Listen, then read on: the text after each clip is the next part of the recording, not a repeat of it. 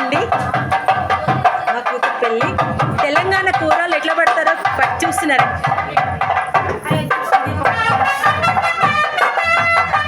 చూసారా, 5 గుత్తైదు వాళ్ళు బయటికి వెళ్ళి నీళ్ళు తీసుకొని వస్తారండి.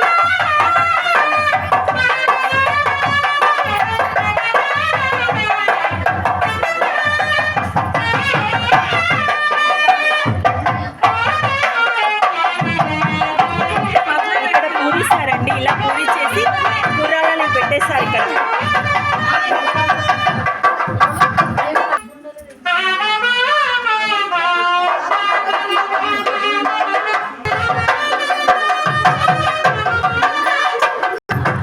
తీసుకొచ్చిన నీళ్ళల్లో పసుపు కుంకుమ బియ్యం వేస్తారండి. అమ్మవారిగా పూజిస్తారు. చూడండి ఎలా చేస్తున్నారో.